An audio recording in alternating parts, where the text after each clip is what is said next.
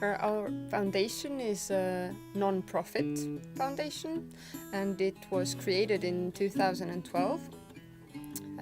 Our team has grown in time. There have been some volunteers, or for a while I worked pretty much alone, but now we have 6 people, and altogether we have 4 jobs. 2 people are working full-time and other people are working part-time, and our headquarters is in Tallinn, where currently I work alone as the executive director. Altogether, currently we have approximately 70 schools, or in Estonia we can also say schools and study places, because some schools are divided into different study places. So among these 70 schools and study places, there are a couple of schools that have been implementing KiVa from the beginning, from 2013. There are over 10 of schools like that, and we have recruited schools step by step, pretty much every year. Some cohorts are smaller, for example 7 schools, some cohorts are bigger, 11 schools, but the very recent cohort has been the biggest one yet.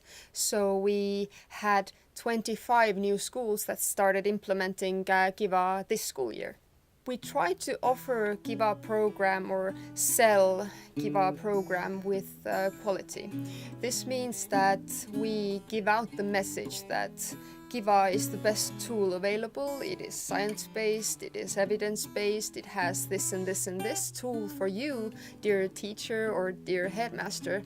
And we actually have kind of a competition, or we want schools to apply to actually start using the KiVa program. So after that, when the school applies for the use of KiVa program, we will do an interview with them. We will ask them different questions about how they're thinking about implementing different pieces of the KiVa program in their school system. And if everything works out well, then we agree to sign a contract with them, for example.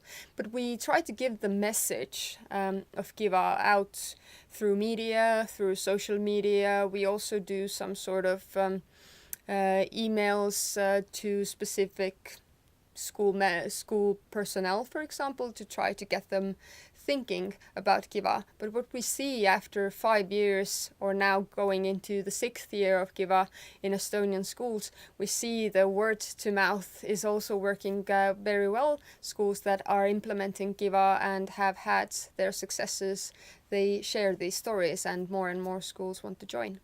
So the first training a school goes through is actually a headmaster training. The headmaster is invited to a 1-day training to learn how to lead this change that needs to happen when a school starts implementing the KiVa program.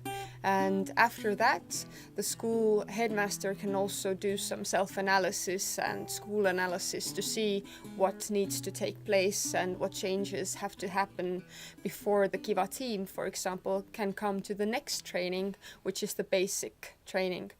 The basic training is a 2-day training. We have 2 trainers for those 2 days, and during these 2 days, each school sends about 4 people to this training. This is the KiVa team from each school, and they learn the basics of KiVa.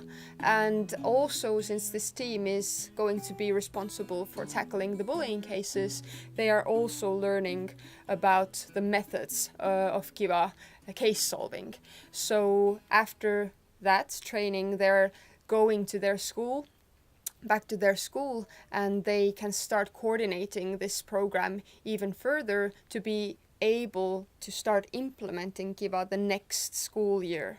So this basic training and the headmaster training we have every spring time. So when they join the program, they are ready to go in August next year. We have developed, in addition to the original KiVa program, some support mechanisms. For example, we have mentors for our schools. We have currently 2 mentors. Each mentor has 25 schools all around Estonia, and they hold contact with their schools. If necessary, every day they answer their emails or phone calls. They try to make it to visit the school at least twice per school year.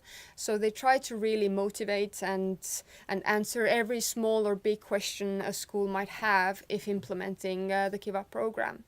But for example, we also have kind of supervision groups. We offer these this school year, for example, in 4 different cities around Estonia. So schools from different regions can gather approximately 4 times a school year to this city, where a supervisor helps them tackle the cases or ask more personal or difficult questions that they haven't been able to solve in their own school. One of the biggest challenges for our foundation, and I think this might be a challenge in other countries as well, is that doing anti-bullying work is kind of, well, it's maybe not the right word, but it has become more popular. So there are different programs or different people who want good in their hearts, so they want to offer different things to schools to tackle the bullying. But since not everything available to schools is actually efficient and effective, then we still need to do a lot of explaining that KiVa program has been really researched. It is really evidence-based, that in Estonia we have also seen already very convincing evidence that you can decrease bullying, and that we have, for example, very good support to offer to the school implementing KiVa year after year, every day if needed. So we still have to put a lot of effort into this kind of convincing work. We consider our biggest success story how we've managed to decrease the rate of bullying or the rate of victims in our schools. So since we are now in 2018 going forward with our 6th KiVa year, we see that those schools that had implemented KiVa for 5 years until this spring, they have seen a very steady decrease in the victim rates. For example, the decrease from 2013 to 2018 has been approximately 30%. And other cohorts implementing the program for less years, they are also showing a steady decrease, or at least if they had been using the program for only first year, the decrease still was, the jump down was really big. And also we've seen the decrease in bullying rates, for example. If you have already made the decision to go for KiVa, I think you've made a really good decision. And after that, what we've seen is what is really necessary is to think forward at least 4-5 steps if possible. What are your goals? How many schools do you want to reach? How are you funding yourself? Do you want to engage in any other activities besides only offering KiVa as well? So try to really take into account what are your ambitions as an organization, because this has an effect on how many people you need to have, when and how fast you need to train your trainers, print your materials, and so on. So this is one of the biggest challenge we've had to face, but also the biggest lesson, and now we are really trying to look forward at least a few years. So our plans for the future are that we will try to grow our network, 25 schools every year. If, of course, it is possible, we can also always recruit more schools if more schools are interested and we have more resources to do that, for example. But that is one big goal for us, that we want to reach to at first 50% to Estonian schools, maybe in the very far future 90% of Estonian schools. But also we have some smaller goals to reach. For example, in Estonia we have to think about Russian-speaking schools, or how we can offer support to schools also that haven't made the decision to join the KiVa network yet.